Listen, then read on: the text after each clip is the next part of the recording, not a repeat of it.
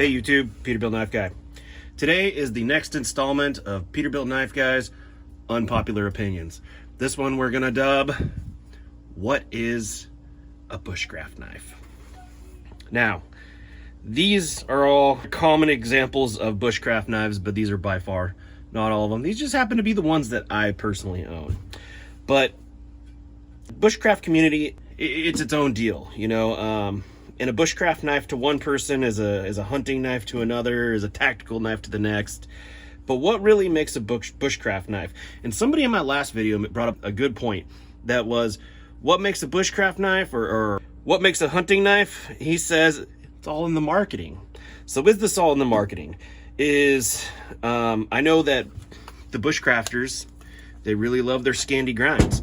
Now, this isn't a true Scandi grind, but this is the Tops Bob.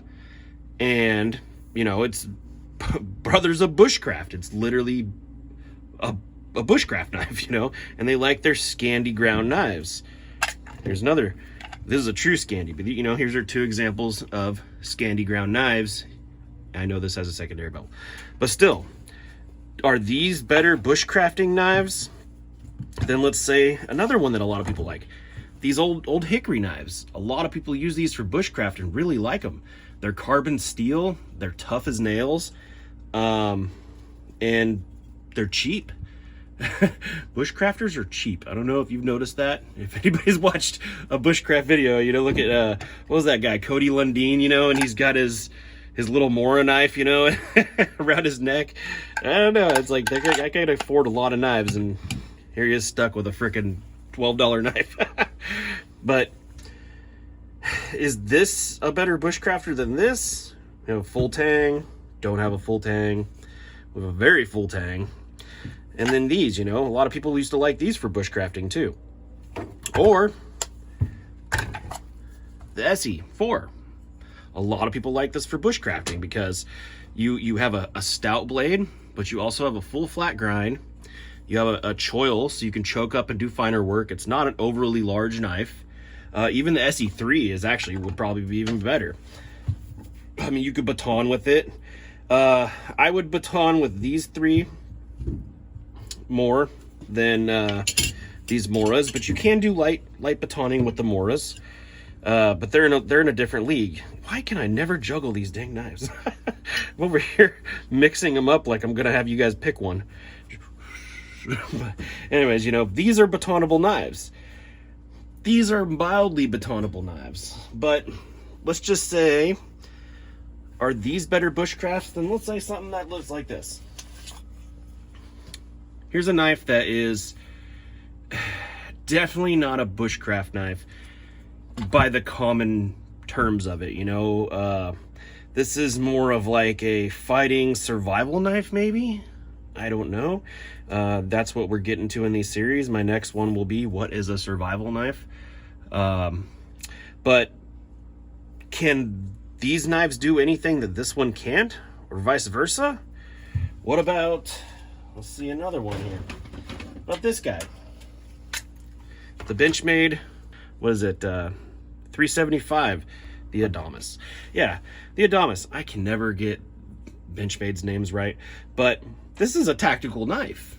You know, it's no scales, you got your paracord, but I mean, can this knife, let's just put it next to this SE, or the SE4. Like, spec-wise, they're damn similar. I mean, I imagine if you threw some slabs on this guy, these two perform almost identical, except for the fact that if you hit this one with a baton, you are going to beat the crap out of that baton. And it's got a partially sharpened little swedge here, but spec-wise, these two are very damn similar. Length-wise, these ones both have similar length blades. And what else we got here? We got our SE6. That's probably even a bad one. Let's just go something stupid. Let's go with this one. This is a fighting knife. It literally says fighting on there. But is this a bad bushcraft knife? There's people that use them. So we're gonna set up a test. We're gonna do a little bit of fire or feather sticking and maybe some batoning, who knows. But we'll find out, because I want to know. What's a bushcraft knife? All right, so here we go. We got a baton stick. I'm not going to be using the, well, I might use the hammer, but we'll find out if this breaks or not. But let's just do a knife that bushcrafters and people who like the outdoors and stuff use, and something that's just straight up not a bushcrafting knife. Skull Gang, if you know, you know. And we have pieces of pine with little knots in it. First, we're going to baton these down and see if one does better than the other. Let's go with the Essie first. Yep, had a spit. All right, here we go. Baton stick.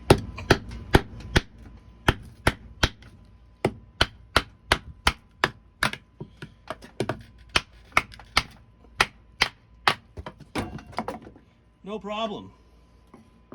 But is it a bushcraft knife? I don't know. I don't know. All right, here we go. Benchmade. I have a feeling that this stick is gonna be worse for wear here in a second. Oh yeah, I don't even want to get.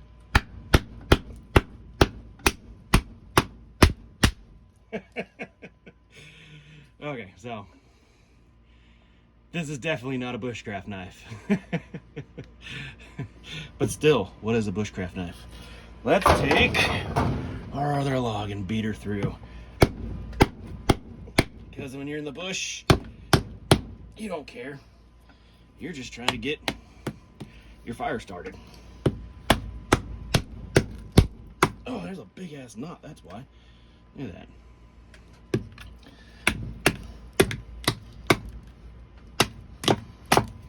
So, can you baton with the Arvensis? I don't know. Let's beat this down a little bit more. See if we get some feather sticks. Or just some feather curls. Okay. Handle was comfortable. Good stuff.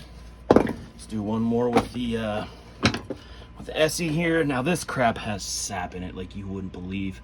My hands were clean before I started this. I hate sap. I hate it.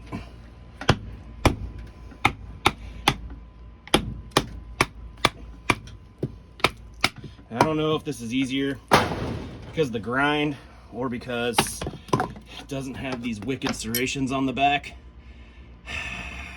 I would say it's probably both. But yeah, they both work. Let's do some feather stick. This wood's pretty green, so we'll see what happens. Can you see? Move you over a little bit. Now, I'm not a good feather sticker, but let's see if we get some curls.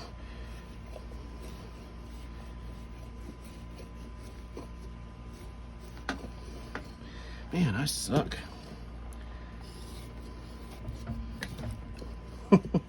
I might have to edit this part out. Okay. This wood's letting me down. Let's see if I can get some feather sticks now.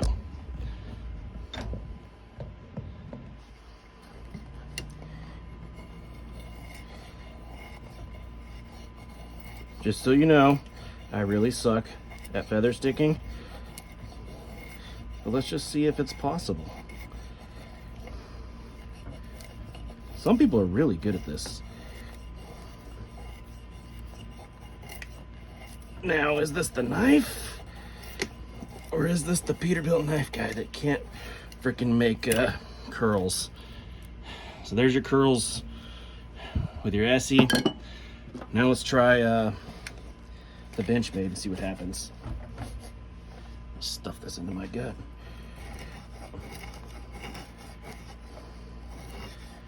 I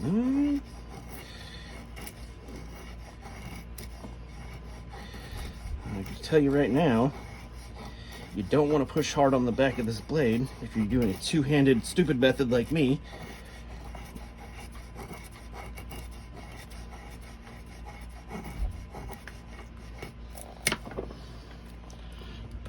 Let's go more traditional. Let's try to do a feather stick with this Mora. she bites. She really bites.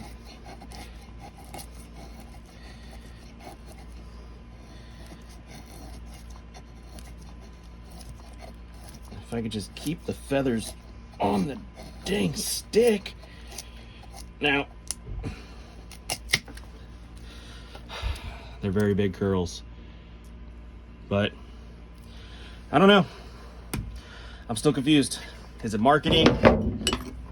Is it looks? Is it functionality? Now, I know in some cases, people aren't going to want to take this out bushcrafting. Obviously, these two will be more comfortable, but it'll baton, it'll feather stick. Actually, did not too bad.